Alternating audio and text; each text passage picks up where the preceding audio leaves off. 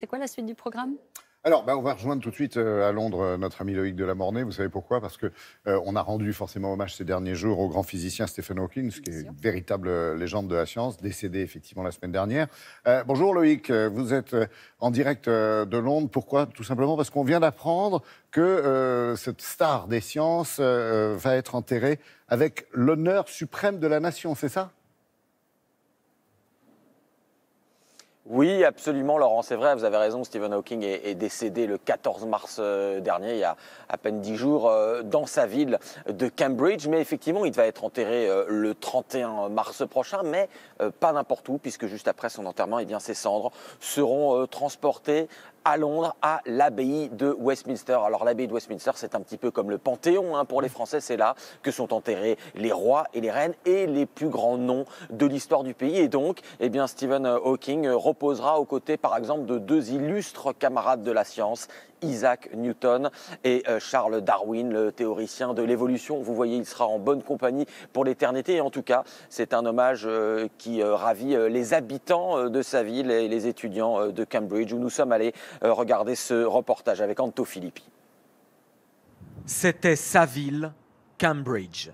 Même s'il fut d'abord diplômé d'Oxford, c'est ici qu'il effectuera l'essentiel de ses recherches, passant quotidiennement devant ce pommier commémorant un autre géant de la science, Isaac Newton. Pour les habitants et les nombreux étudiants de la ville, Stephen Hawking était une légende vivante. Je me rappellerai de lui comme de quelqu'un qui a changé la façon dont on pense l'univers et le monde autour de nous, et de quelqu'un qui n'a jamais baissé les bras face à tant d'adversités. Il n'était pas un scientifique austère, c'était quelqu'un de très humain et un scientifique très drôle. Quand on lui demandait ce qu'il trouvait de plus difficile dans sa vie, il a répondu « les femmes ». Aucun scientifique n'a voyagé comme lui, rencontrant les plus grands, du pape à Barack Obama. Cloué sur son fauteuil, il a toujours rêvé d'espace.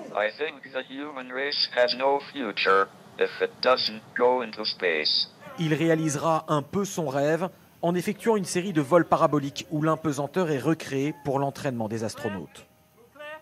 Même si le commun des mortels ne pouvait pas comprendre ses travaux sur les trous noirs, tous comprenaient son incroyable destin et sa force de vie. I was diagnosed at 21. I was told it would kill me in 2 or 3 years. Now, 54 years later, albeit weaker and in a wheelchair, I'm still working and producing scientific papers. But it's been a great struggle, which I have got through only with a lot of help from my family, colleagues, and friends. Cette voix métallique et son fauteuil, au-delà du handicap, sont devenus des icônes de la culture populaire. Le grand scientifique n'a jamais eu peur de perdre son sérieux en apparaissant dans des séries télévisées ou les célèbres Simpsons, ou de se mettre en scène avec des humoristes.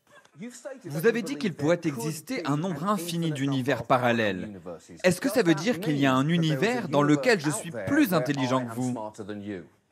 Yes, and also a universe where you're funny. Ouais, Loïc, cette voix métallique, cette voix de robot, c'était sa signature. Ça fonctionnait comment?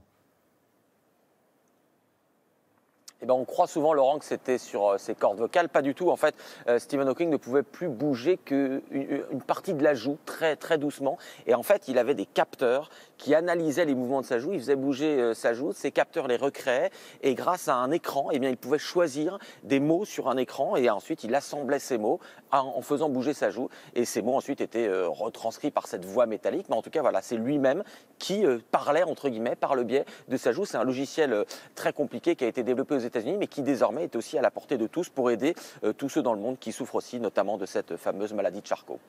Merci beaucoup Loïc, merci. Passez une très belle journée et un bon week-end, bien sûr.